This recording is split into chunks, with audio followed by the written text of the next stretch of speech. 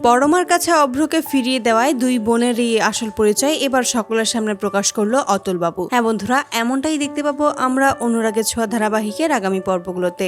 সুদীপা যখন অভ্রকে বাড়ি ফিরিয়ে আনে তখন সকলে অবাকের সাথে খুশি হয়ে যায়। পরমা মনে মনে বলে, তোমাকে আমি কি বলে ধন্যবাদ দেবো সেটা আমি জানি না, তবে তুমি আমার খুব বড় উপকার করলে সুদীপা। অপরদিকে সুদীপা পরমার সামনে এসে দাঁড়ায় আর বলে যে, তোমাকে কোনো চিন্তা করতে হবে না, তুমি সদবা, তোমার স্বামী তো ফিরে এসেছে, তুমি এইসব পোশাক খুলে ফেলো।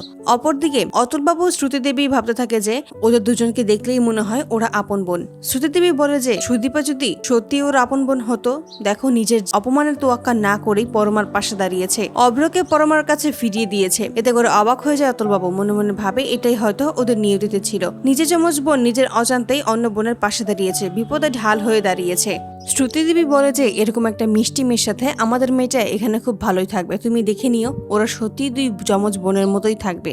অতুলবাবু তখন সিদ্ধান্ত নেয় এবার যেহেতু সময় এসেছে, তাই নিজের অজান্তেই যেহেতু সুদীপা পরমার পাশে দাঁড়িয়েছে বিপদের সময়, পরমাকে আগলে নিয়েছে, নিশ্চয় সত্যিটা জানার পর দুজন দুজনকে ঠিক আগলে নেবে। তখন অতুলবাবু বলে যে আপনাদের সবাইকেই আমার কিছু জানানোর আছে। পরমা তখন মনে মনে ভাবে পাপা হঠাৎ করে সকলের সামনে কি কথা বলবে। তখনই পরমার সামনে এসে দাঁড়ায় অতুলবাবু। তখনই পরমাকে জানিয়ে দেয়, তুই একানস, তোর সত্যি একটা যমজ বোন আছে। তখনই পিসি ভাবে যে অতুলবাবু কি সত্যি এখন সবার সামনে পরিচয়টা দিয়ে দেবে যে ওরা আসলে দুই যমজ বোন, কিন্তু এমনটা তো হওয়ার কথা ছিল না। তখন অতুলবাবু চোখের ইশারায় পিসিকে বোঝায় এখনই সময় এসেছে, আর দেরি করলে চলবে না। এতে করে পিসিও সম্মতি প্রকাশ করে। অতুলবাবু তখন বলে উঠেছে, তোর বোন অন্য কেউ নয়, সুদীপাই হয়েছে তোর আসল যমজ বোন। এতে করে সবাই অবাক হয়ে যায়। তো বন্ধুরা, তোমরা এটাই তো চাও জন্য এভাবেই পরমার কাছেই অভ্রকে ফিরিয়ে দেওয়ায় সুদীপার পরমা যে যমজ বোন এই আসল পরিচয় যেন প্রকাশ করে অতুলবাবু সকলের সামনে কমেন্টে জানাও। আর নিয়মিত আপডেট পেতে আমাদের চ্যানেলটি এক্ষুনি সাবস্ক্রাইব করে পাশে থাকো। ধন্যবাদ।